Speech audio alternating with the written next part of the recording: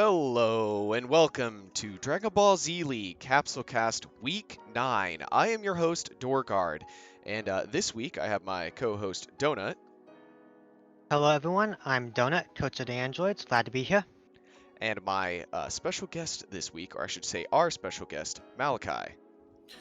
Hello. The old coach of the androids, coach of Budokai, and staff member. So, lots of fun this week. I know not a lot of divisionals, but still a lot of good matches and a lot of teams that are very close in scores. So, it was a fun week. You guys ready to get into week number 9 then? Oh, Let's yeah. do it.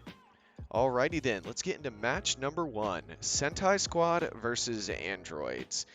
This one was a 3-0 prediction, if I remember correctly, for Androids, and it unfortunately was true in a lot harder way than I think most people were expecting. 19 and 17 really popping off this week, having a great time. 17 borrowing Cell's Attack +1 Eternal Life build, so definitely showing off that build can just kind of be flexed around a little bit and doing well. Woman did hit a near 13k ult on Android 19, but that just wasn't quite enough to keep him in it.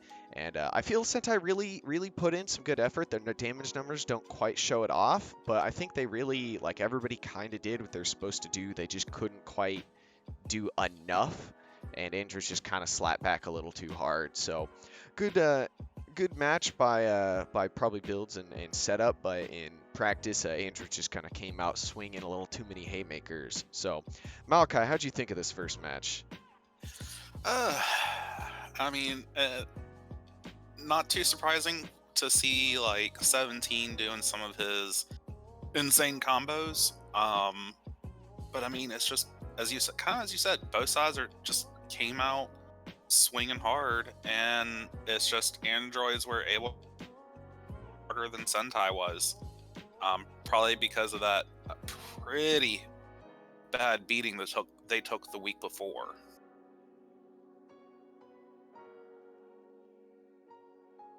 Yeah, certainly was it's been kind of rough coming back for Sentai, but they've certainly had their moments even in matches like this.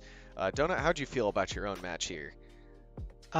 Went to perfection, more or less. I think the match on paper could have been a lot closer, considering they have Woman who's in the Allstars, and they have characters like Berta and Man on paper. If he did come out, they definitely could have done a little bit more damage than they did. I say the standout performers are obviously 17 and 19 of this match.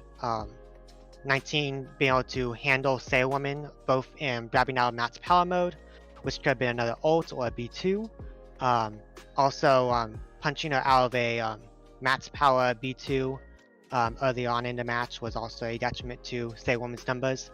And then the kind of the dagger was when 19 won back-to-back clashes over Woman when he was one combo away from being down. 17, he's back on a new AI. This one that was meant to be a little bit more spammier.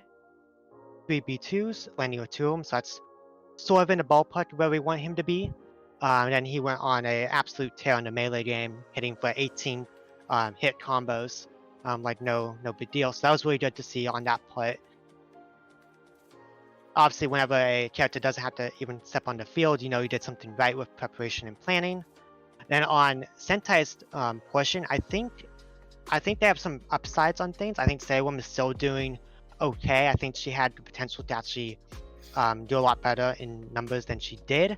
Obviously, winning one of those clashes were taking out 19. Then she could have started on 17 and kind of hindered his numbers as well.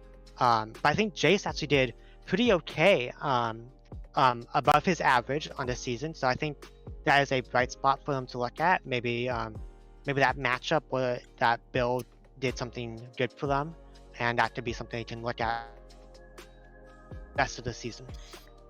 Certainly, I think a little unlucky when you got an Eternal Life user like Captain Ginyu out there, just not quite staying in as long as they were hoping. But again, I don't want to like harp too much on them because they definitely showed what they can do. It was just a match where androids are just very on point this week, and it was more so them doing so well that it was a hard one to kind of match no matter what, because it was another 16 taking out a character without losing much. Got taken out pretty quick after, but I mean that's always just a terrifying start to see. It is, especially when you're 16 is just scary. Yeah. Agreed. I wonder if I lost to that earlier this season. Couldn't tell you. Yeah, just wait till everybody gets their chance to run into the punching machine. Mm-hmm. Yes. Well, do you guys have any other remarks you want to go over for this match, or should we get on to match number 2? I'll do a quick shout out to 16's understudy 19 for hitting his 60k for the first time. That was pretty impressive. So other than that, that's the only thing. Just want to shout out my boy. Yeah, no, I think I'll echo again that Sentai shouldn't feel too bad about this. Like there is a lot of good stuff there, but it's just as it's been said, like 16 and 19 and 17 were just on point this week. Yeah, shout out to the Master Throw brothers over on the androids. Thank God they can only have 2 at this point. All right, on to match number 2. We have Rugrats versus Grand Tour. Certainly was a fun match, 2 much more evenly matched teams. I think this one was very difficult to predict a winner since GT's really hit their form lately. And man, GT had 4 tags. One was a selfish tag, GT Goku tagging out, letting someone else take the brunt of a B2. And Rugrats had 2 tags as well. So there was a lot of tag healing this game mixed in with all the other healing. But the overall damage numbers ended up not being as high as you'd maybe expect. But I would say the tag game really pushed and allowed GT to get the win due to just the overwhelming amount of resets for their ki and health. I mean, it was a great performance by Cell Jr. Obviously, big shout out, not just for the 72k, but overall I mean, he won a clash again with no boost against a Dragon Power Pan. So that's just always a fantastic thing to see. But Baby Vegeta just really coming out and showing what he can do with this current Dragon Spirit tank build. And even though GT Goku had a little bit lesser of a week, he did his job. Blue Shirt Pan was out. We had Red Shirt Pan, so that might explain that. But, I mean, overall, both teams really put in some good effort. When you can take out Aurelie relatively handily, you know that you at least have a foot in the match, and I think GT ran with that. So, Malachi, what'd you think of match number 2 here? I mean, I kind of have to agree. Like, Cell Jr. is just really looking good. I mean, especially given his struggles at the beginning of the season. As you said, he won that clash with no boost, which is really good. And then all the tags. I mean, and on top of that, I'm just happy to see GT coming in and hitting their stride. They're doing great now.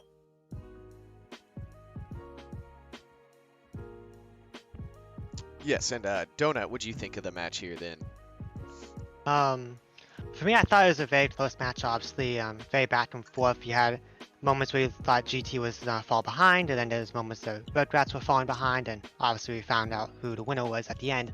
The Baby, obviously doing that 77,000, 6 for 9 on B2s. Obviously, well-rounded performance. Had 2 tags as well.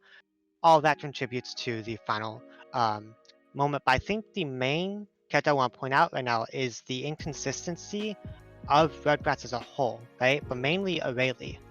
Aurelie, we know she can be Demon Child and go like for 60,000, 70,000 any week she wants. But they have moments like these past 2 weeks where it's been 20,000 or below, and that's a little bit of a concern for me. And the highest combo for her was 12,000. That makes up for 2/3 of her total output. So that something's not clicking with AI or something's not clicking with the matchup. And that's something I definitely look at for Rugrats. I think Cell Jr., you got him back into that place we all know and love. He threw out 10 B2s, only landed 2 of them, but throwing out those B2s is exactly what you want to see if you're a Rugrats supporter. Goten and Cyberman did about what they thought they should be doing, 40,000, 30,000 respectively. And I think Aurelie is kind of like the question mark right now, and I did not think I'd say that going into the season or even this far into the season for Rugrats as a team. GT obviously hitting their stride, getting a lot of wins under the belt.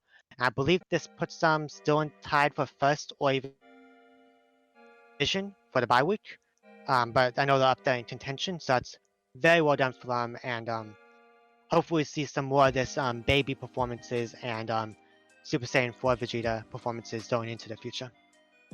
Agreed. I would say the biggest worry for Rugrats is since Rayleigh's their all-star, literally made it into all-star with Kid Trunks. They got 2 in.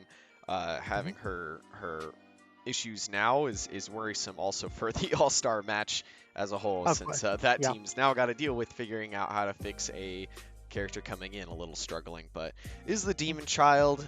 You just got to give the right candy and she'll be right back in it. So probably not as many worries. This was not the worst week to go down in a match. Of course. And they're certainly still in really good contention in their division as well, so they're not at the worst. I think they're second place in their division, so they're in a fine spot. But yeah, I mean, everybody was worried about GT when they were 0-5, and now they're 4-5. So congrats to them turning it around, and I think we all know or have heard from Toshiro that Rugrats certainly aren't out of it yet. Nope, not by a long shot. And yeah, it's going to be scary, especially with some of the stuff that Gotenks has done. I mean, you put Gotenks and Aurelia and a working Aurelia in the same lineup, that's scary. Certainly. Yeah, do you guys have any other remarks you wanted to go over here for match number 2? Not for me personally. Nope, I'm good. Alrighty then, let's just get sliding into match number 3. Royals versus Earth Defenders. This one was an incredibly difficult one to predict. We've seen Royals.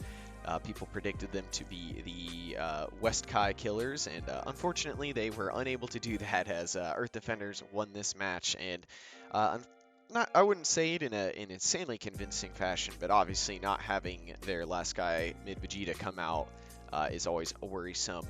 But, I mean, this was the week. It seems to be a lot of problem characters kind of figuring out their stuff this week. Krillin really popping off. I think his lead that he had going to basically just instantly taking out Lord Slug and then just dominating everything after, because Pilaf didn't do anything just about. He had 1 bar to take off Krillin and he just couldn't. So it's probably a frustrating week as a Royal supporter, but you have to give you got to give a little clap to Earth Defenders finally getting Krillin back into the terrifying Krillin form. And even Mecha Frieza kind of fell off this week. Not quite at the same spot. He was doing his power up to 100%, but just couldn't quite get in there. And obviously, I think the final nail on the coffin was a full health Majin Vegeta eating a mid Goku Spirit Bomb for about 21,000, and then him transforming to Super Saiyan, going to max power, and hitting a angry Kamehameha for another 10,000 to finish it off, which might have actually done more, but he didn't have enough health bar to eat it up. So terrifying from Earth Defenders, but I'm glad I got my divisional out of the way. So Malachi, what'd you think of this match here? Yeah, I mean, I think the criticism has been made that of Royals that without Majin Vegeta, they're a lot of struggling characters, and I think this week really kind of showcased some of that. Now, some of that is, let's be clear, ED is just a strong team. Like, as you said, Krillin's a very strong melee character, and he just had a fantastic matchup against Slug and Pilaf, and so it's kind of hard to blame them when as Krillin's melee is just so good. But I mean, you also called out like Mecha Frieza seems to continue to be on that B2 ult build, and he's really not. I think he did throw out an ult. No, I don't think he did this week. Yeah. Donut, do you have the stats page up on that real quick? You can keep going, Malcolm. Yeah. Yeah, but I mean, even if he did, he didn't hit with it to do too much damage. Yeah, I mean, no one on Royals threw an ult. So. Okay. But I mean, and Mecha Frieza's just been, especially early in the season, was very distinctive for those constant supernovas. As for Majin Vegeta, I mean, this is just, you can't exactly do much when you get hit in the face with 2 ults. Mm-hmm. So, but congratulations to Earth Defenders. I mean, this is Earth Defenders on form, and they scary.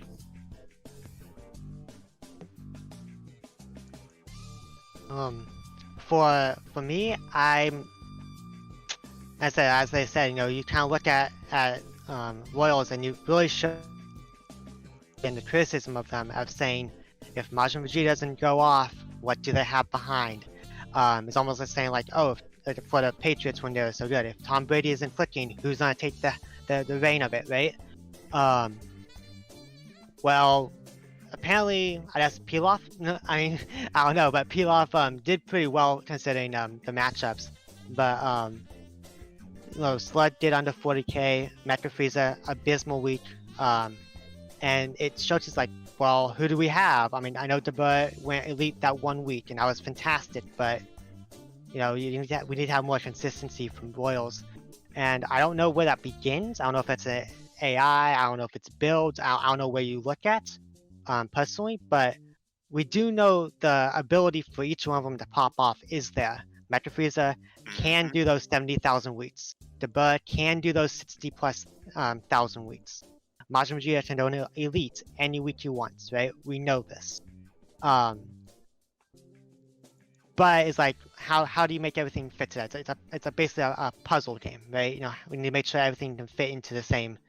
Everyone has their own slot, right? So we need to figure out where do you want to slot them and how do you want to fit the pieces together? Make, all right, well, maybe have this B2 AI on this character, or this, you know, more melee focused AI on this character. You know, wherever it is, something else has to be changed for the consistency's sake.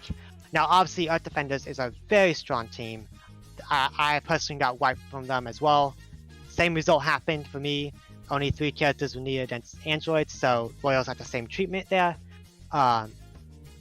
So maybe it's just a team issue, right? You know, it was Earth Defenders just having a direct counter to Royals characters, which is very well possible, right? Krillin, obviously very hard melee hitter, was able to just shred through Slug, right? And I don't think that was exactly what the game plan was for Royals. Then Yamcha just being super in the face of Frieza, Wolfang Fist after Wolfang Fist, not really giving Frieza time to do much and just passively charge and just say, hey, I'll just sit back and let you do your thing, power up the match power mode, and that'll throw a supernova. He didn't actually allow that as comfortably as Frieza would like. So you can say, well, it's a little bit of an issue on Royals characters, and there's a little bit of Earth Defenders characters knowing what to do to counter Royals. But I say very well done by Earth Defenders. Obviously, mid Goku hitting that 20,000 definitely just the, you know, dagger for Royals going to finish out the match. But both these teams definitely should be able to make playoffs. Both these teams are super strong. Let's not forget that. And yeah, hopefully both of them can bounce back next week, or Royals can bounce back next week, and Earth Defenders can just continue this momentum. Yeah, hopefully we can see them maybe do a rematch in playoffs. So yeah. Yeah, certainly consistency is the name of the game here, and I think every team has their characters they're trying to get, but let's not take too much away. 3 characters hit about 37k. It's nearly the 40k mark you want. I think Royals didn't put a bad performance in. It was just an excellent performance by Earth Defenders, and hey, that's happened a few times. There was another week. Was it week 8 or 7 where it was just like a lot of matches that should have probably been closer to even, but just one way or another just ended up a little more landslide in one way. Yeah, that was week 7, I believe. Yeah. Yeah. You know, say not a slight. Pilaf, he did fantastic this week, right? Slud did about what he's supposed to do, right? So I don't think those characters are the ones you look at. I think mainly it's the Mecha Frieza problem right now because he's up and down. So he's the only one with B2, so you have to hope they hit. And Yep. I say no ults missing 0 for 2 B2s. That's the only problem I can look at. But everyone else did about what they're supposed to do, except for Majin Vegeta, who we know can go, the full 80, 100 yard dash. I don't know. Right? I think Malachi, we should put Donut in front of a Spirit Bomb and see how he does afterwards. I would have absorbed it. Absorb easy. Yeah, that'd be an interesting experiment. See how well he can do. See how many Hey. characters actually can do that. I don't think anybody's anchor is gonna like. Oh, trust me, I Yeah, know, none of I that. know. Oh, It's no, it's not so not much, you put him in on the back foot from the start, right? So it's definitely not the easiest task, And right? having to take out 2 full health characters, yeah, never was Yeah, gonna be so fun. it was always an uphill battle. Well, do you guys Yeah. have any other remarks you wanted to add on before we move on to match number 4? Good luck against for people who face ED. Just good luck. Yep. I will echo that. Yeah, that's GT, so that will be interesting to see. But both teams looking good. We'll get on a little more in depth on that in predictions. So let's get on to match number 4: Resurrected Warriors versus Derp. So Resurrected Warriors with the win here. Both teams coming in off of more than a few hard weeks. Derp coming off actually their first win. This was just ended up being great strategy by Resurrected Warriors, starting Ader into the Jiro starter. Obviously, neither team knew who the other would start, but that prediction almost sealed the deal because they had Jiro without Master Throw. And he got a lot of throws on Ader, but he's an android, so he gets no key, and it only did about 1k without the Master Throw. So that just led to a pretty hard fight in the beginning.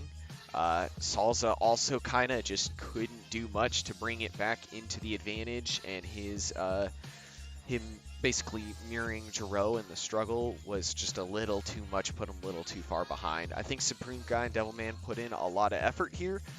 Both certainly did a lot of good stuff, but a max range Devil Might Beam basically sealed the deal on it being a rough turnaround, though it was a 1v1 in the end, early Piccolo versus Devilman, with not the worst health bar disadvantage, so certainly was a chance, but a good match. Both teams really put in a lot of effort. I think it was just that initial Android versus Android matchup that just ended up being a little too detrimental for Derp to come back from. So, how'd you think of this match, Malachi? I mean, it's kind of hard to disagree. Like, Resurrected Warriors had 2 androids, and just speaking from when I was coach of the androids and I had to deal with Jiro, like that was basically for me a guaranteed. Okay, Jiro's out. Although as has been pointed out, like there's a lot more teams now where you have teams like Kaiju where because they can have a night map, you're like, well, there's another valid reason why you might want Jiro out, not just androids. But I mean, it was just too much. But I will say, like, you also had like a lot of really improved performances on both sides. Like you had Videl for Resurrected Warriors, who had that amazing chain of B2 knocked to the ground, charge up and then throw another B2 and hit him just as Kibito is getting up. But you also had Kibito significantly improved. You had early Piccolo significantly improved. So I mean, there's a good stuff all around here. I think my last comment on that one's going to be to not so much about the match, but the joke made that whoever won between Jiro and Ader could go back to androids. Let's like, I can already tell you right now, Ader will have a standing invitation to return. Jiro has a snowball's chance in very warm places of ever going back. That's how I'll take it from here. I thought both teams kind of, I won't say they got what they wanted, because obviously Dub didn't get the starting matchup that they wanted. But from this match, I think really showcased how important lineups are and where to slot your characters, right? And I'm one that really focuses on lineups myself when I do prep. Looking at, well, Ada, he started in the past, and you know this if you're Dubs, and you've had Jiro as a starter before as well. So obviously Resurrected Warriors know this as well, right? So that's why I think, well, to echo Malachi's point, when you see Jiro and you see 2 other androids on the opposing team, you're like, well, do I worry about doing the mental gymnastics of placement, or do I just say I'm just gonna bench him, right? And obviously, when you think about it, like, well, yeah, we bench him, but we can only bench him so many times. And I understand that's a very, very valid point.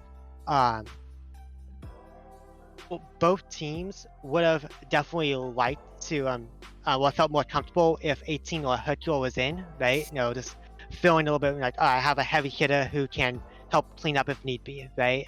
And I was kind of shocked that neither of them chose to do that. Now we go to the match. Obviously, Ada was definitely favored into the Jiro matchup and rightfully just kind of took control midway through the match, which is generally how most of the Jiro versus Android matches do end up, at least in testing they did.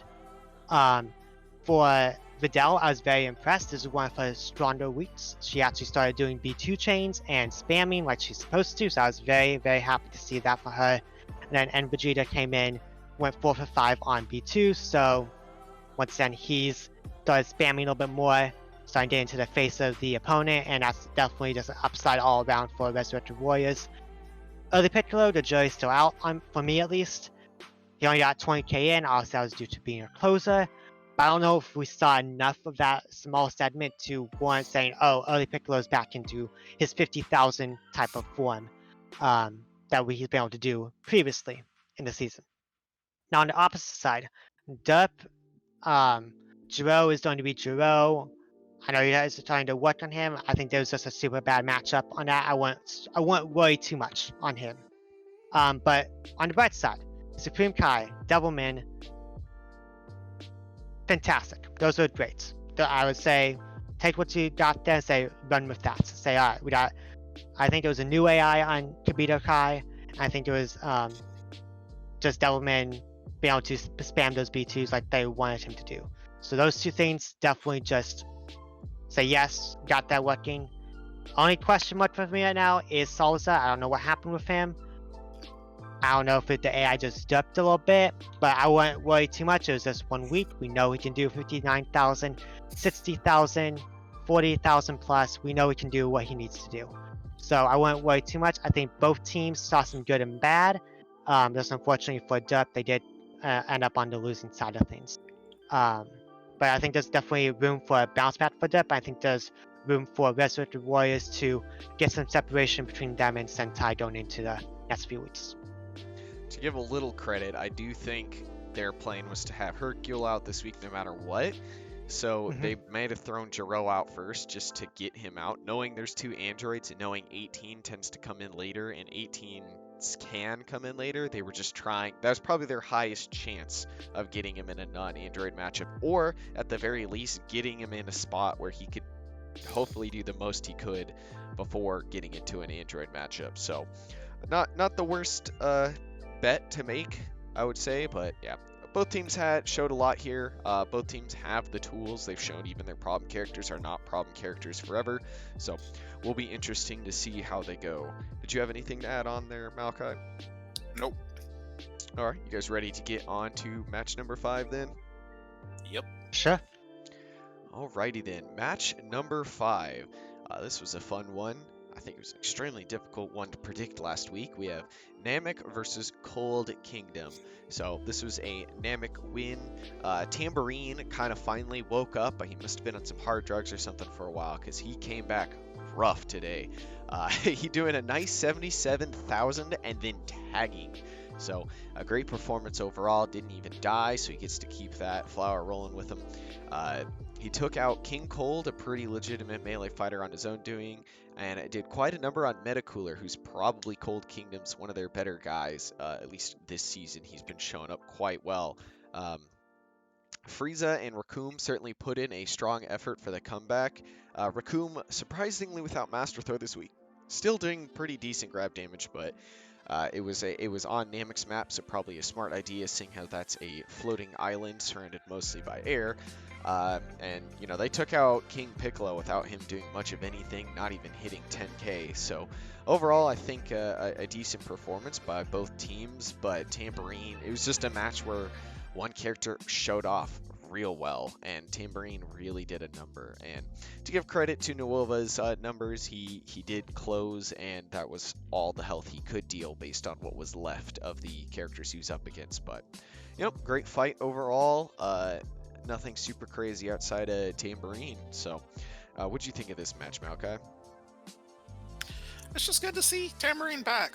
I mean, he's been a perennial terror in the league for years now, and especially after his struggles the last few weeks, I was happy to see him doing well again.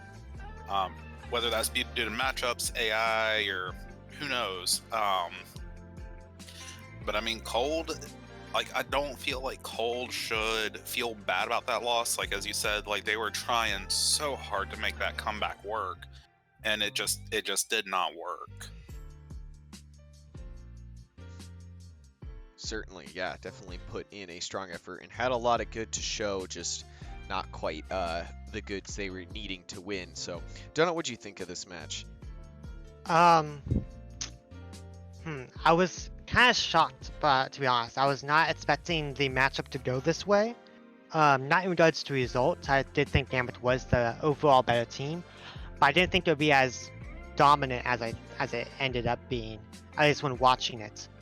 Tambourine really came back into form. The last outing he had, but the week before that was a 70,000. So he's a little off and on his stats, but Tambourine's starting to come back into more consistent form. Earlier in the season with about 40,000, so now he's hitting a 70,000. So that's kind of where I remember him being from seasons past. So definitely good to see on that front. In regards to the other characters, though, well, they didn't have to do as much, but nailing his 45,000, they got him back in form, and Nuova hitting that 39, so he's just like, doing his average. That's a little bit lower than we expect from him, but still hitting around 40,000 is nothing to sneeze at. King Piccolo, rip his stats though. But I don't know if it was. I don't think it was too much from him just not being able to do anything. I don't remember exactly what happened with him, but I'm not too worried about King Piccolo, let's be honest. I just thought the Dynamic had a game plan. They were able to get a great lead, held on to that lead, and that's what good teams do, right? You take that lead, you don't let off the gas and just hammer it home. Cold on the opposite end. I feel nearly everyone kind of didn't do what they needed to do. Raccoon, though, he was fine. I think they expected more from Frieza. He got his 46,000 in, but I still think from talking to them, I think they felt like he could have done more. And then Metacooler and King Cold especially are dropping the ball this week. I think mainly King Cold. King Cold I think an issue with him, he's usually a starter, right? And on the weeks that he's struggled, he's had to go up against really aggressive, in-your-face meleeers, alright? So I'm talking people like 16. When we faced him, he only did 14,000. This week he faced melee, 21,000. So I feel another thing with lineups, picking and choosing where to place your characters will have a huge impact on how they perform, obviously, right? Regardless of build. Just, take the build out of the equation, say, alright, well, if I know they have an aggressive meleeer, I need King Cold to avoid that matchup at all costs, right? It's like similar when I say, oh, I have someone who's like Jiro. I'm facing up against an android, or I'm facing up against someone who's very tanky, 19 included in this. If I'm facing someone who's very tanky, I need to know, hey, how do I avoid that matchup, right? Because generally those don't do very well. So I feel King Cold isn't exactly a problem child. I think this is mainly due to matchups more than an AI or a build issue. So hopefully they can correct that going forward, and hopefully King Cold and Cold as a whole can sort of bounce back next week. I know they have a divisional, so they'll definitely need to throw everything they got to find the right lineups and builds and pull off a win next week.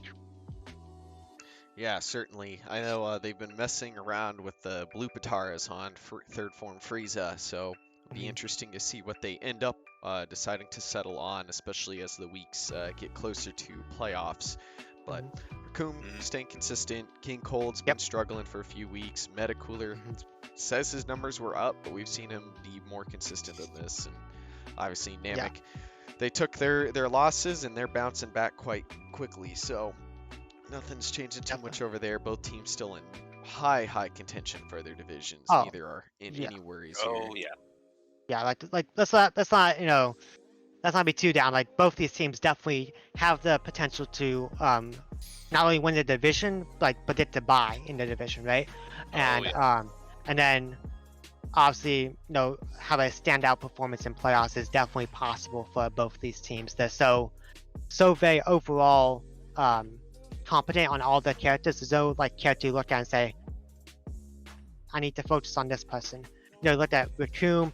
King Cold has his moments. Metacooler has his moments. Frieza Cooler is number 2 in standings. Namek has Nuova at number 10. Like Piccolo can go off on people. Nails being a solid tank. They all have answers, right? So these teams are definitely still very much in contention for And Oasis would have a lot a to good say to you at performance. this time slot. Oh, I he think we have a PM me later. 20% chance of winning. Yeah, 20%. Yes. Do you have anything you wanted to add there, Malachi? No, I think Donut covered just about everything. Alrighty then. Yeah, Are that's you it for me. guys ready to get on to match number 6 then? Let's do it. Mm-hmm. Alrighty then, match number 6, we have Muscle versus Cinema. This is the only divisional of the week. We did try to get a Muscle supporter on, but time schedules just weren't working out for this week. But nothing too big, we'll just get one on another week. So this is a victory for Muscle, though Cinema are still holding pretty firm at the top of the division. A lot of boosts purchased this week. We actually had 3 attack +1. We had one on Super Trunks to give him attack +3, one on Turles to give him attack +2, or sorry, one on Turles to negate his attack minus, and one on Garlic to give him attack +2, and a Draconic Aura on Fasha, as well as 2 Kibito Secret Arts, one on Super Saiyan Broly and one on Bojack. So lots of Zenny spent this week. Both teams very much wanted this win, and it was a pretty good match. All characters got their licks in and kind of did their thing, and I think it just came down to offense versus defense when you look at their team's tactics. Cinema offering more into the defense side, and Muscle going more all in on the offense. So Super Trunks and Broly swap back to builds we've seen earlier in the season: melee for Super Trunks and the blast stocks and key focus on Broly. And they kind of showed off those builds. They were the two that really stood out for Muscle. Garlic, the only one stepping up as hard as he did to counteract that on Cinema, holding up from his elite performance not too long ago. Yeah, I mean, it just really, like I said, it came down to like a 13,000 ult from Bojack, as well as just high damage burst from Broly and Trunks. And the fact that they had nobody with any defensive boosts, and they didn't even run an Eternal Life, just showed that even though you have Turles on a defense +3 Eternal Life build and Fosh on a defense +2 Dendays, it just didn't quite matter as much. But I wouldn't say anybody did bad for Cinema. I think it just came down to a styles clash here, and the one that came out on top ended up being Muscle. So what do you think of this divisional, Malachi? It was such a good fight. Like, Cinema put up a fantastic struggle. It's just, as you said, like, they just didn't have the... They just didn't... I don't know what the right word is, but they just weren't able to stand up to the damage that Muzzle was outputting. Like you had 2 of the... Like, Super Trunks with that attack +1, and then you had... Jack with that free KSA to just spam their max power B1s and go to town. And I mean, Muscle clearly wanted the win. They spent the Zenny for it, and they got it. Certainly, yeah. I mean, it was also just a match of Team Muscle holding their lead, as we have said in previous matches, and carrying that to the end. So, Donut, what do you think of the divisional here? I thought it was very well done by Muscle. Very well done. I think the game plan actually went to perfection. I know in previous seasons, Super Trunks has been sort of like a tank buster. He can definitely just rip through people, and that's exactly what we saw this week, right? Kind of shredding through Turles and then moving on to Zangaya.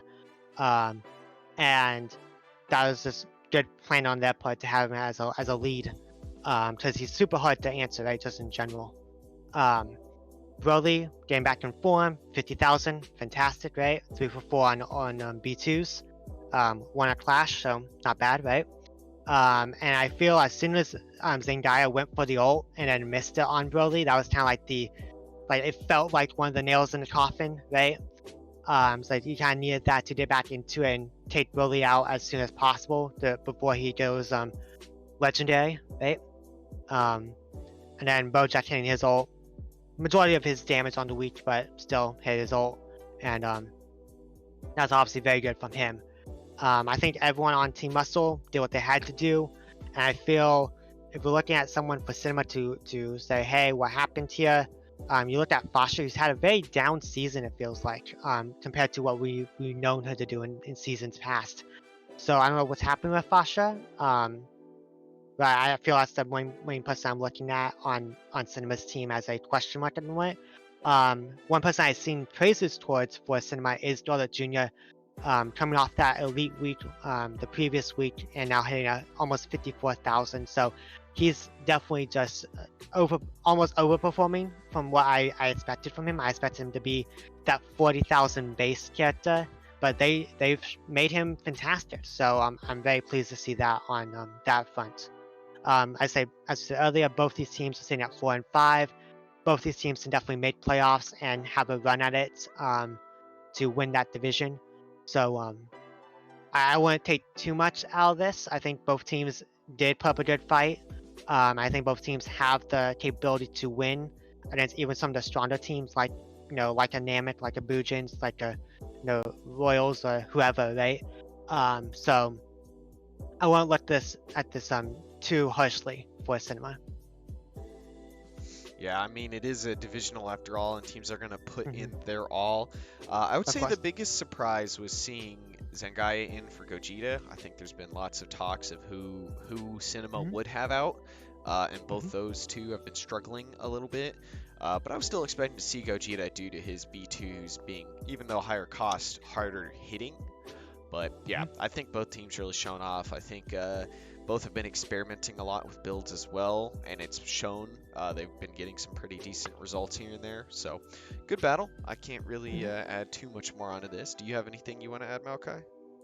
Yeah, I think you brought up a good point with them benching Gogeta. I mean, say what you will about Zangaya, but I mean, even though her damage output ceiling is lower than Gogeta's, she's been more consistent on the whole.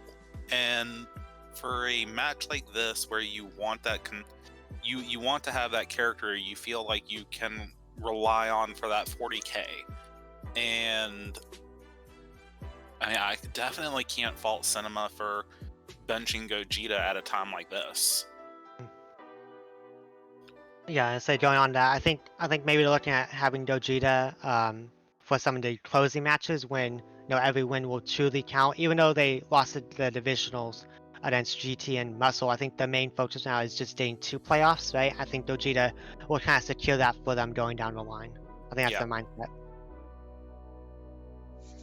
Agreed, yeah. But I mean, I've heard from Cinema supporters that Gogeta is a stronger character, so I don't know if it's just because of the recent matches where Zangaya has been doing well or not, but I mean, there's a lot still up in the air. I bet you they didn't expect Garlic to just become the #1 by far. But at the same time, Team Muscle has been trying to figure out how to get, because Broly and Trunks have basically been carrying the team, where Bojack 13 have their moments and Roshi has his snapshots. But I don't think they would complain about, I don't think either team would complain about who they have. It's just getting them in that consistency, the magic word of the day. Yes. Well, do you guys want to add anything else onto this? Not for me at least. Nope, I'm good. Alrighty then, let's get on to match number 7. We have Kaiju versus Bujins. This match was a little hard to predict, being that it was on Kaiju's home map, and apes can be quite difficult for any team. We didn't really see that many apes this week, but overall was still a pretty fun match to watch. Bujin's taking a thing out of GT's book and doing 4 tags, which really helped them to sustain for the intense damage that Kaiju was outputting. The Team Kaiju also had 2 tags, so they certainly were trying to keep up as well. Couple fun moments, or I think a highlight many people will recall, and I highly recommend checking out, is Super Boo's Genocide Blast. The very last one narrowly hits Bardock right before his ult slams into Super Boo, which was super clutch since he was on a Super +2 build and definitely would have turned the match heavily into their favor. So that was kind of a clutch moment. I mean, Bardock still popped off pretty hard this match with 65k on that Super Plus build, so most people know him as a melee threat, and he showed off a different, terrifying side to himself this week. Kid Boo tried to fix things with a 17k ult, which blew up the planet, but unfortunately destroyed Earth. Still has a moon, so it didn't change anything, just made us go to the, as some people would call it, ugly map. So was a fun transition, but one that theoretically didn't matter that much. And even threw out a second ult, but didn't do anything. Raditz actually going back to the preseason build of Attack +1 Eternal Life, and that kind of showed off. I think it was funny that he might have spammed a little bit more this week than we've seen in previous weeks, and he has a non-key plus build this week. But overall, like, he really improved and showed off. Taking out and going even with Kid Boo is always a plus for teams. I think both teams really showed up a lot, but just the amount of tags, I mean, Maju tagged like twice on his own, so that just made it so hard, and that's why he got so much damage off. And with the Eternal Life thrown on Raditz, we got a new King Vegeta build for the first time, which had a lot of fun for spam and B2s. And he was starting to do a miniature comeback, but it just ended up being a little too late. So, yeah, both teams really put in a good showing. Damage-wise, you can see 186 and 207,000. That's a lot of damage. You only needed to do 160 theoretically to win. So between the healing and the between the healing and all the other nonsense, it's kind of funny that they so much overdid it with all the tags. So great match. Malachi, what'd you think of this match? I mean, clearly I'm biased, so I'm kind of happy Kaiju lost because it just makes it easier for my team to get to the playoffs. But I mean, this is like, again, it was such a good match. Like, I think there's a lot good here for Kaiju to look at. Like, as you said, like Bardock on that super build, really looking good. And then with Raditz, I mean, it kind of goes like with what you see with Cell on androids, or at least not so much this season, but last season, where, you know, when we put Cell on that attack and Eternal Life build, like, he was the best spammer for at least one season, and you know, sometimes all you need to do more spamming is more time on field. As for the Bujins, like, I'm just kind of jealous of all these teams with lots of tags, because like I'm still haunted by multiple back-to-back seasons where, you know, you have like 6 tags the entire season, and it's just it haunts me. I'm sure Donut has no idea what that feels like.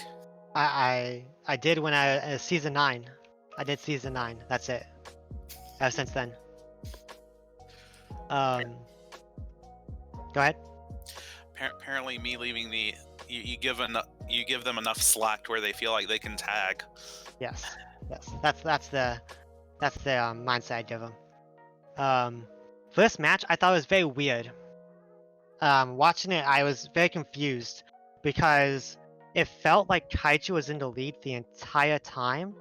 Then I looked and I'm like, wait, Bujin still has like 3 people left, and I was like, well, how did that happen? Because Raditz was popping off, Bardock was popping off, King Vegeta was popping off. I was like, team, how does this happen? And if you looked at the stats looked like Kaiju won a match. Like, that's 186,000 is what you think, like, oh, they probably won that match, right? It's like GT only did 183, right? So, and it obviously goes to show how powerful tags are, right? And congrats to Bujins, being able to get Maju, spamming like crazy. 9B2's thrown, 2 ults. I know you guys love his ult. One of the best ults in the game actually. For Maju there, and and then we I'm have just gonna pass on Genocide Blast being an ult real quick. yeah, okay. And then Majin Buu is hitting 50,000. So all this is very good, right? And I don't think there was a team that a person you look at and be like, oh, this is our issue. I just think there's two very, very actually somewhat evenly matched teams. At least in characters, like both of them actually put out very good performances, right? And they both threw out multiple B2s, both hit for 9. I guess the only thing you want to look at is that Boots was able to get off ultimates from Kid Buu, from Majin Buu, and when Bardock threw his out, obviously got interrupted. And that's obviously a big thing that you say, oh, this is a turning point of the match. But I wouldn't feel too disheartened for Kaiju. After this match, you went toe-to-toe, at least on paper, against one of the best teams in the league, and Buchin's obviously super happy for coming away with a win on the road. So I think Kaiju still definitely has a chance to make the playoffs. Obviously, they have a huge match in Week 10 against Androids, but they are at home, so that is helpful for them. And obviously, Buchin's trying to stay alive in the West Kai, which is the group of death essentially. So yeah, I think there's a lot of high points you can look at for both teams. That's all I have to say. Yeah, I mean, I wouldn't take anything away from Kaiju for this week. I think they even took some big risks. Nappa normally was Savior starting, and he certainly his numbers don't look fantastic, but he was one of the ones that tagged, and I mean, he certainly put in effort. And he was even up against his technical counter, a all-rounder tank killer in Maju. So I think like they had a lot of guys, and they really experimented with new builds this week, and it really paid off. Unfortunately, not in a win, but overall, I mean, it certainly shows they have the ability to turn. It says 3-6, but I don't think it'll be that way for long. I think they can easily catch back up. Yeah, I think they can find some wins. Yeah, they have the members for it. That they do. Did you guys have any other remarks you wanted to add on? Not for me. No, I'm good. Alrighty then, let us get onto the final match then. Match number 8. We have Hybrids versus Budokai. Alright, on to predictions. No, I'm just joking. Alright, so Budokai with a solid win here. Kid Goku starting and going elite. He never tagged, he simply fought till he died. So if he had enough regen, he would have stayed out there forever. On the flip side though, Nam dropping everything, only doing about 1,000. But we'll just pretend Nam didn't come in this week. Kid Goku versus Kid Gohan started it off and had a couple moments where they had like 4 or 5 after image strikes back to back to back, really showing off Dragon Ball Z. And with them being so short, it was very zoomed in. It was a very fun match to watch. Sword Trunks would go back to what some people would call his normal form and just absolutely doing nothing and getting wiped out. But not the worst performance in this match here. Even Future Gohan really struggled this week. I wouldn't necessarily say it was him playing bad, but it was kind of a rough one. He kind of got hit by some stray stuff that just kind of made him struggle to keep up. I think he was a little dazed and confused, but Super Saiyan Teen Gohan really stepping up, hitting a lot of stuff. There was a Super Saiyan N Goku ult for 12k that really did a number as well. I think that was on Future Gohan that really helped them turn it around on him. Cyborg Tao ended up being the lone survivor for Budokai, and he kind of finished off the match. He finished off Teen Gohan and Kid Gohan, even hitting a near 15k ult. Kid Gohan, I should say, hit a near 15k ult on General Cyborg Tao to try to turn it around, but he was just refusing to lose this week. But great performance, I think. Even though I think Budokai maybe they won the match by maybe 2 bars and might have been a little scared at the end when Teen Gohan was starting to clap back through the team, destroying Nam with B2 after B2 after B2, and even slapping in Goku with some as well. So certainly was a interesting final match. So Malachi, why don't you take it away? There's no question I was scared of Teen Gohan. But yeah, it was good to see Kid go elite. I'm happy. We've basically had back-to-back alts or elites, and I'm happy. And Kid is just not like, if you had asked me at the beginning of the season who would be one of the people on our team to go elite, Kid Goku probably would have been my last choice. Just because of like, he has that innate defense -2. I mean, he's never really been the he's been good, but he's never been known for just standout performances. And I mean, he just said, okay, I'm just gonna go elite today, and he did it, and he did it convincingly. Like, and on the the hybrids side of things, like, Kid Gohan is just, he's better than I think I've ever seen him in my time with the league. But with like Trunks and Future Gohan, like, I don't know that we can say if they did good or bad, just because, like, Kid Goku was on a rampage, and then N Goku hit Future with a 12k ult, which it still warms my heart that N Goku is probably one of the most consistent ult spammers in the league right now. But yeah, it felt good to get that second elite this season. Yeah, Donut, how'd you feel about this match? These are two pretty scary teams to be looking at. Yes. I was a little unhappy with the result, just because I want that separation from Androids and Budokai. But I am happy for Malachi, of course.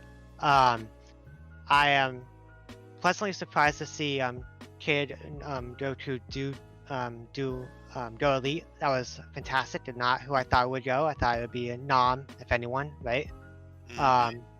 Because Nam, as we know, is very, very strong character. And I despite the elite, when you look at elite, you think, oh, it must have been a pretty one-sided performance, right? But they only won by 2 bars, and that kind of shows how well Hybrids is as a team, where they can even face someone who went elite, but still find a way to make it close, right? And that is really, really a sign of a good team, right? Teen obviously is a very scary character. Kid Gohan, certainly a good character. And then Future, we know he can do a lot better than he does this week. And I don't know if it was this Future, not being able to get into a rhythm, into saving momentum. It up for the Allstars match. Yeah, he's saving up for the Allstars, obviously, of course. And I think it was more just Kid Goku not really giving him time to do much, right? He was very in his space the entire time. For Sword Trunks, I do think this actually is a week of him coming back to his old ways. Because the last time he was out, he threw out 4 B2s, 2 ults, and landed both ults and 3 of the 4 B2s. So he's very much being able to get into a rhythm of at least throwing out B2s. In this match, he didn't throw out a B2 or an ult or a clash or anything, right? So I think this is a sort of a regression for him, and that's one thing you look at and say, oh boy, did he break again for Hybrids. But obviously look at the other characters and say, alright, this is just a one-off for Future. Kid Gohan still did fine, Teen Gohan still did fine, and I want to be too concerned for Hybrids. They still can make the playoffs. They are in West Kai, of course, as a group of death, but they do still have the ability to make playoffs, right? Without a doubt. For Budokai, obviously you're rejoicing for Kid Goku. You don't look at Nam and be like, oh, he's broken. You look at Teen Gohan and say, yo, Teen Gohan's a scary character. It's not Nam, it's him, right? For Tao, you look at him and says the man can't lose, and you sit back and just have the comfortable feeling of knowing he'll do his 40,000 knowing he'll take his man. He's been doing it the entire season essentially. Then and Goku, he didn't do that too bad. He went 1 for 2 on B2s, but he went out with an ult, so that's not bad at all. So yeah, just look at Kid Goku and just give him a round of applause. So Yeah, do you guys have any big changes coming to Nam? I know some of his better performances, he's held the defense +2 buff, and I know this week you put him on like a full melee. Is that something you're planning on pushing forward with, or is that just like a straight up, hey, that's a no-go? Because he did go up against Super Saiyan Teen Gohan, who is a terror. I pretty much agree with. I can at least say that the consensus of the team is basically what Donut said. Like, this is just Tien Gohan through a 10k. You know, he's on Super +2. His B2 Kamehameha was 10,000, and then he followed that up immediately with a 17k ult. Like, it's not so much that Nam did bad; it's he didn't have a chance to do stuff. yeah, and he was probably out on the field for like maybe 30 seconds and then just fell off. So yeah, like it's one thing when you have a character who can sit on the field for a couple minutes and just flies around and does nothing, but manages to survive. It's another when you have a character who has that innate defense -2, and he's just up against a nukes, someone who has strong V2s, and even with a key minus from that Super +2 can just throw them out back to back to back. yep. Yeah, I mean, there's always a lot of characters that sometimes it's is it because we switched the Pataras? Is it the AI? Is it the matchup? There's just a million and one things. The same thing can be said for Sword Trunks. Maybe just because Kid Goku was going off, was he actually doing bad, or was it just that? Even with Future, I don't think they're going to change Future anytime soon. And I think you guys found a solid-looking build for Nam, but obviously just basically standing up, falling down, standing up, falling down is hard to go off if it actually worked or not. But you got Cyborg Tao in a good spot, and your other Gokus, like N Goku, seem to be doing quite fine. Yeah, I mean, right now our only weak link is early Goku, and at the moment we don't even know if he is a weak link, because ever since we changed his build, the rest of the team has said no, you just stay on the sidelines. We'll handle it. Yeah, he's being a cheerleader. That's fine, you know. Which is, every team needs one. Yeah, I mean that's if that is what our team needs, that is what the team needs. Mm-hmm. Yeah, I mean, there's going to be a lot of things going on, but hitting 2 elites, won't lie, a little bit jealous. Yes, I am too. Yeah. The man that can't lose and the kid that can't see. Honestly, with that defense minus, he might as well. Yeah, no. Yeah. So, is there anything else you guys wanted to go over, or? That's it for me, though. Yeah, that's kind of it for me. Yeah, I don't have too many other questions at this time, but you know, you are all as staff and highly active in the Discord. People can always toss questions your way, Malachi, and Donut's always in chat spamming 19 memes, so people can always enjoy staring at that. So I am the president. Alrighty then, let us get on to our next segment, the tier list. So Axis has been a little busy, or Macho, previous guest, has been a bit busy with college. No issue to him. We had Buzz submit a tier list this week, so not quite the same enjoyable names, but hey, I would say this is a little bit more of a typical tier list you'd probably follow. And to be honest, I think this has actually been or at least this one's showing a little bit more accurate to week 8. Week 9 will definitely mix this one up a good bit, but you know, it's funny, I don't even think all the characters in Veteran Elite, namely Cell and the, I believe that's Mid Vegeta there, are not in the All-Stars match, so certainly shows that you don't have to be the highest damage threat to be something people consider an elite being. But Yeah, certainly some fun stuff, certainly some characters in some strange spots. Inconsistent Threat will be one that's matching up a little bit. Trunks probably going down, 17 probably going up. Cell Jr.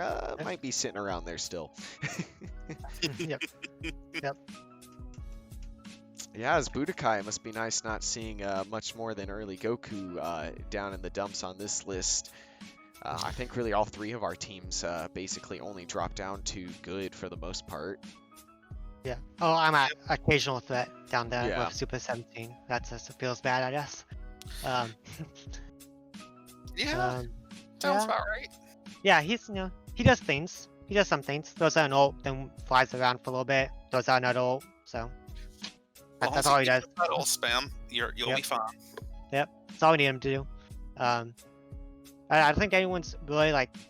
I guess you look at Garda Jr. getting back up into top tier. That's very nice to see, right?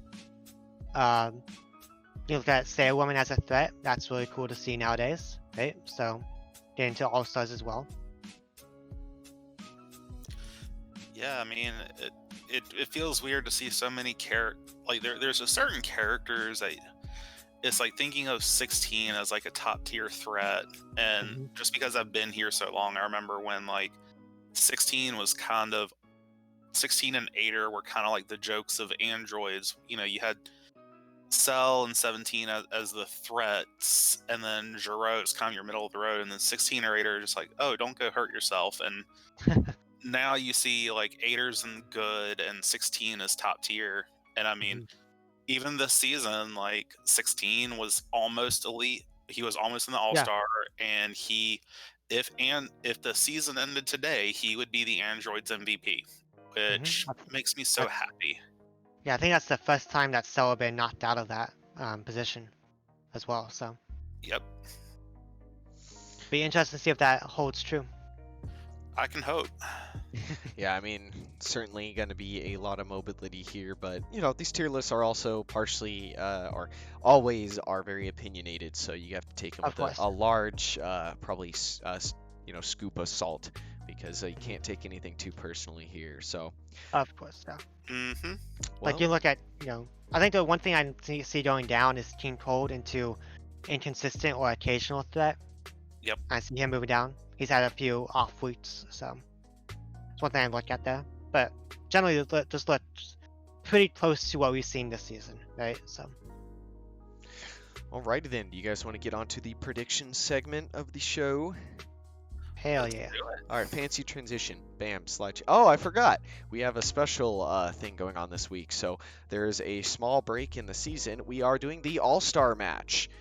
We have Team Kami versus Team Guru. Team Kami consists of Majin Vegeta, Future Gohan, Bardock, Hercule, and Android 18. And Team Guru of Kid Trunks, Broly, Nuova Shenron, Aurelie, and Saiya Woman. These were all figured out by weeks 1 through 7, their average damages, and who were the top 10 in the league. So these characters are not all still in the top 10 coming in with week 8 and 9, but when the cutoff happened, these are the ones who are there. So certainly some strong contenders here, and two of the other two in the call here are actually both heads of, I believe, Team Guru, if I'm correct. Yeah. Yes.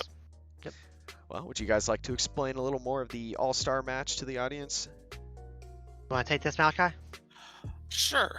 So I mean, as you said, it's kind of the combination of all the characters who are doing more than 50k, who are the top 10 most popular, and then we kind of just split we had teams alternate picking up which characters they wanted. And these are two scary teams. You think about, one team has Majin and Vegeta and the Champ, who are two of the top 2, 3, 4 characters in the league. But then on the other side, you have like Nova, Kid Trunks, and Aurelie, and it's like this is going to be an epic match.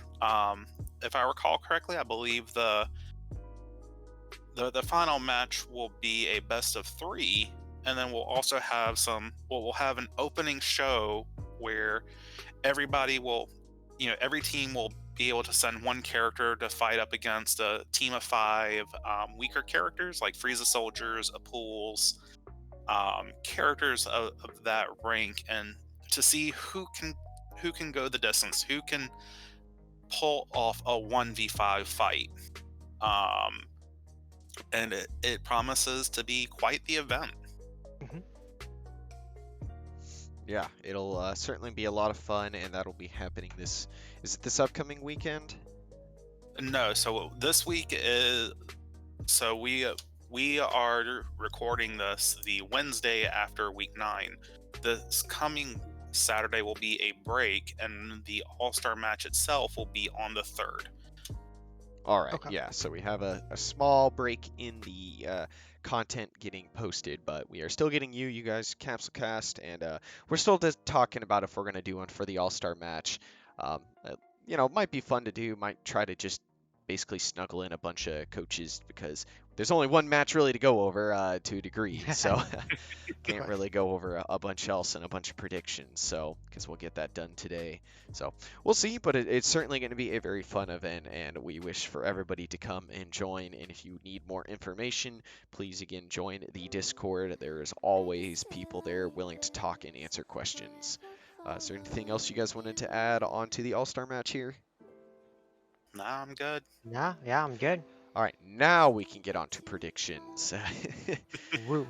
Took a second. I always forget about that. So let's get on to week 10. So again, this will be in about 2 to 3 weeks' time. So our first match we have is Budokai versus Namek. So this one is an extremely hard one. Both teams really showing off. Budokai with double elites pretty quick here. Namek still basically fighting for the top spot in West Kai. I have to give the narrow margin to Namek. It just seems overall they have a little bit less problem children in the current moment. With Nam breaking as hard as he did, it's hard until we know why that was an issue. It's going to be a little worry, and as we saw at the tier list, people aren't that scared of early Goku, and with him probably coming or having to come back in off the off week, there is some issues there. But Namek certainly are not without their faults, but they have shown they haven't lost the groove just yet. So narrow for Namek for me. Yeah, I mean, I'm kind of biased, so yeah, we have to have early Goku, but I think the rest of our characters can definitely pick up the slack, especially if we see some repeat performances of either Kid Goku or that being said, Namek's a scary team. They've got Nova, they've got Tambourine, they've got Late Piccolo. It will be a fight, that is for certain. For me, I'll go Namek in a very close match, probably like 2 bars, 1 bar maybe. I just think that Namek just has so much going for them, despite being on the road, but I don't think them being on the road will be too much of a factor. So I Kaiju or Androids with those maps. And I think with early Goku, I don't know what he can do yet, since we haven't seen him since the new build.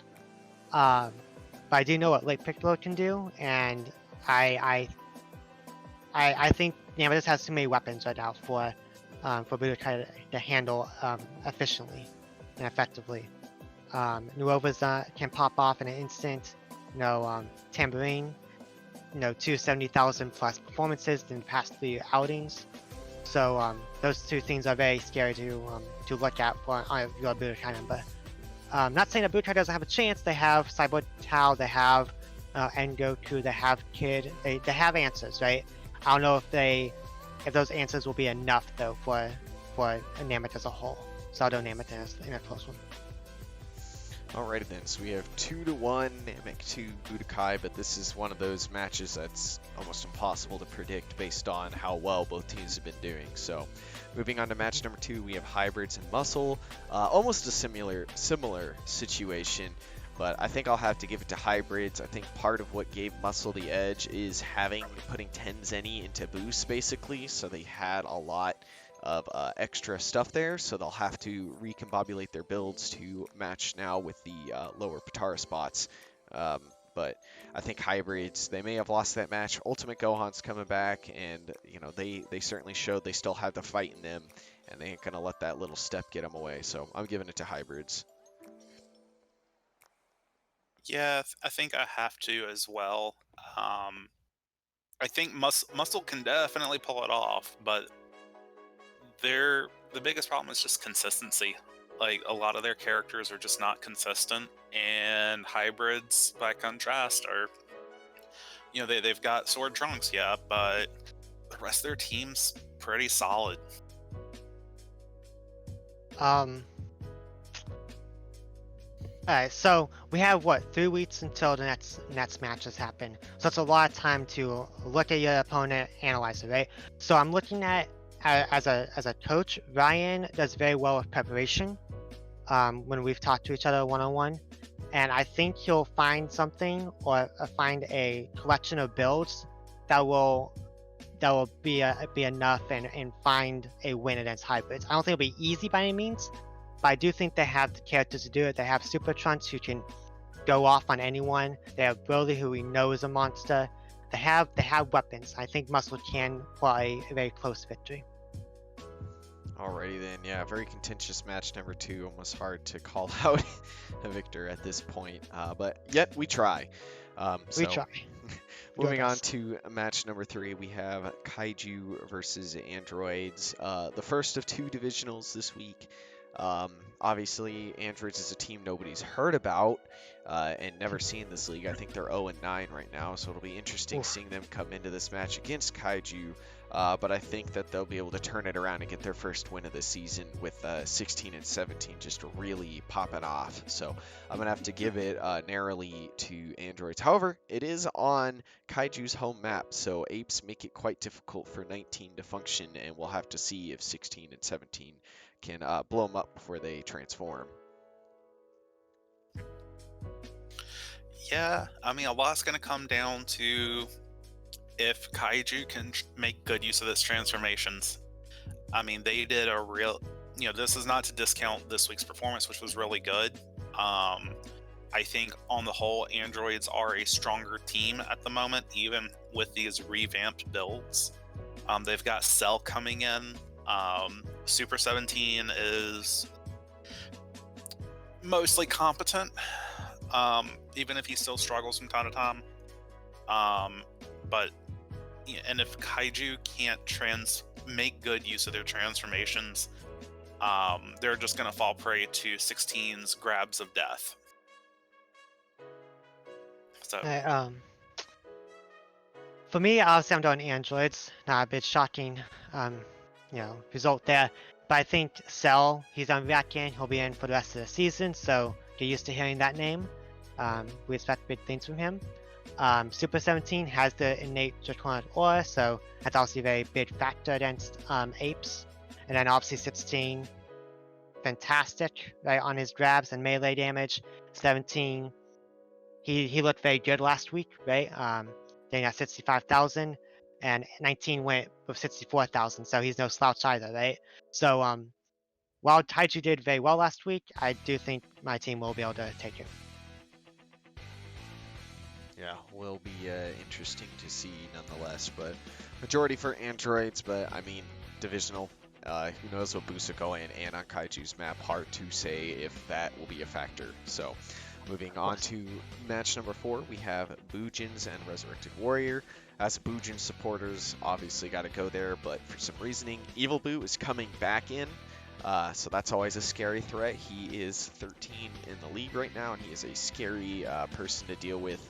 And Resurrected Warriors regaining their foothold, but as it's been shown, there's not really a weak member on Bujins currently, so it'll be interesting to see how they handle that. So my vote, obviously, for my own squad here.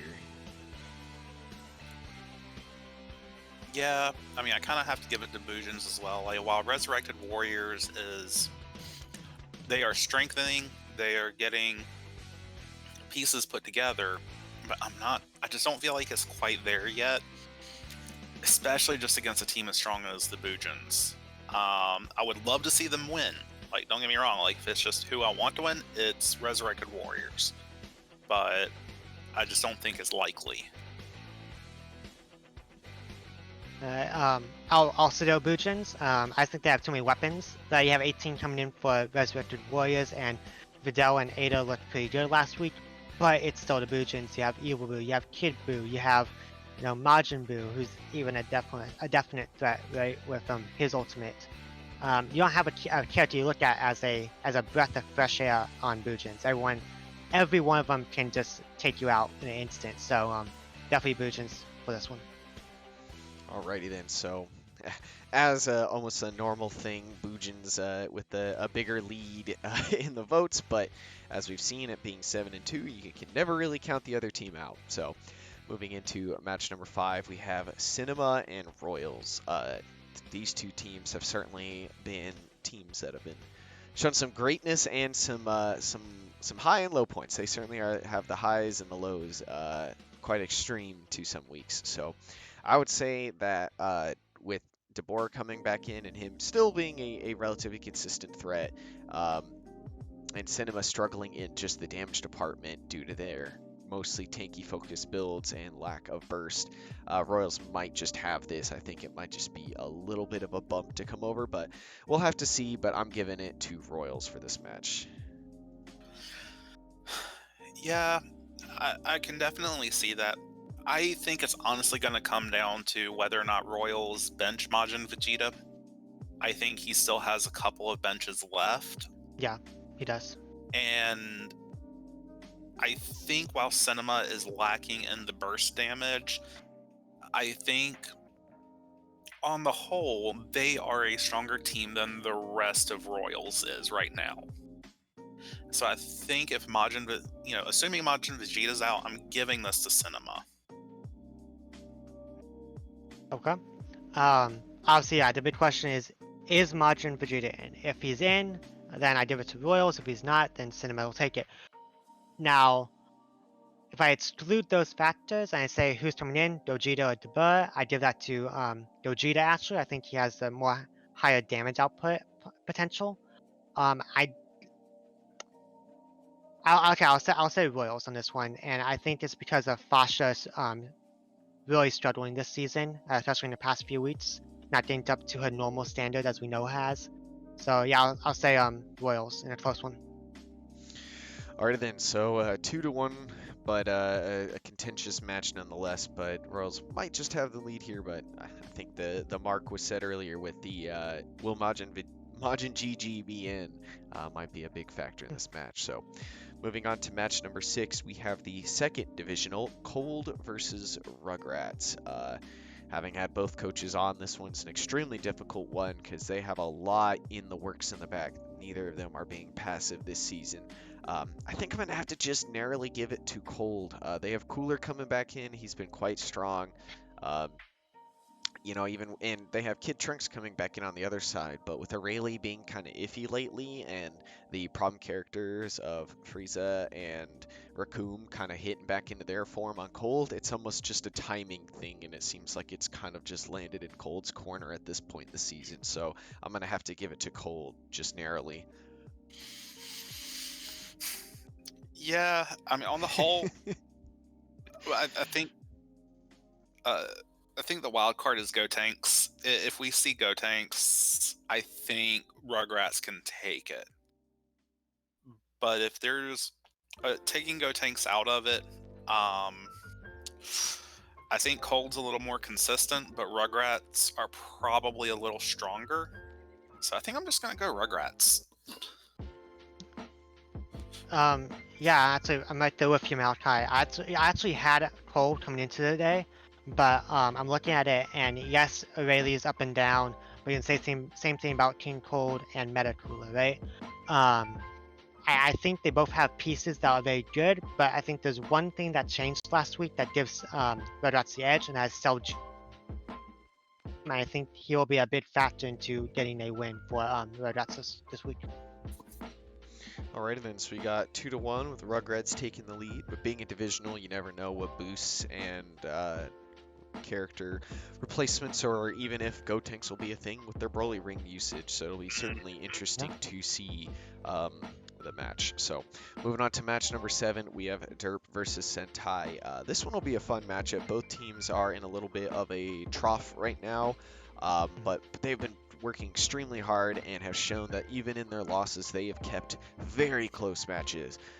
So, I mean, it is almost impossible to say for certain who will win, and I almost just don't even want to make a try. But if I have to, I might just narrowly give it to Sentai. I think they just have a couple things more, like, at least closer to landing in the correct spot than Derp is at the moment. But I mean, it's going to be a hard one for sure. Say a Man and Say a Woman will obviously both be in, and they've both been pretty good powerhouses. So it's going to be an interesting one. I think Devil Might Beam does a pretty good amount to the Ginyu Force since they're evil, but you know, it's a to be seen. Obviously, the champ coming back in, hence why it's so hard to predict. But I'm going to have to give the slight edge to Sentai here. Yeah. I think on the whole, with what we saw from Derp this past week, like I don't think Saul's is broken. I think it was just he was up against Vegeta, who was just on a tear. On the whole, I think Derp is a little more put together than what we're seeing from Sentai. That being said, like you said, it's gonna be close. Also has a lot of their stuff put together, and I think it. And if they have both Say a Man and Say a Woman in, and you know, honestly, even Ginyu and Jace, like that's gonna be a fight for Derp. But I still think Derp on the whole has it together just a tad bit better. All right, Donut, well, separate the stalemate yeah. here. I think they both have a lot of things going for them. Say a Woman and Say a Man, obviously on one side, you have Hercule and you have Salza or Kibito, I guess, recently for Derp. I think with the champ coming in, that will be the trump card. And I say that because Sentai's big thing is clashes, and Hercule doesn't lose clashes, right? That's his thing. So I think that'll be a big problem for Sentai, so I'll give it to Derp. All right, so we got 2-on-1 again with Derp to Sentai, but I think both these teams have a lot to prove, so there'll be a lot of interesting changes probably coming into this match. So it'll be fun to watch.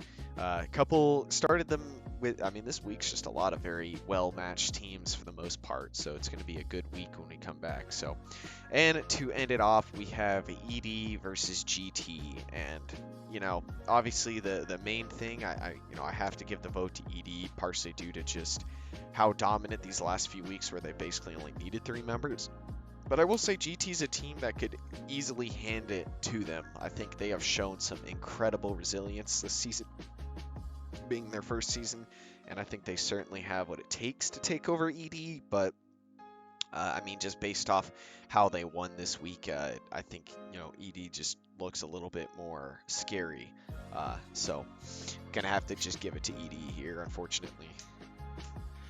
Yeah, like even if ED benches one of their heavy hitters in mid Goku or mid Vegeta, the rest of the team is just too solid. I think that GT is gonna pull this out.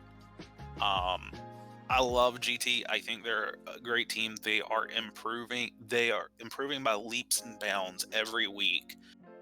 But I don't think they're at a point yet where, you know, unless we see like everyone just click together at the same time, like I just don't see them pulling this out. I have to echo on that. I think Earth Defenders just has too much firepower for them, for GT to handle. For GT to have a chance, they have to have blue shirt pan back in, not this red shirt. We don't need that. But even with that, I think Earth Defenders, you know, TN, mid Vegeta, you name it, they'll have an answer for you. So yeah, Earth Defenders are just such a good team. I'll take them. Yeah.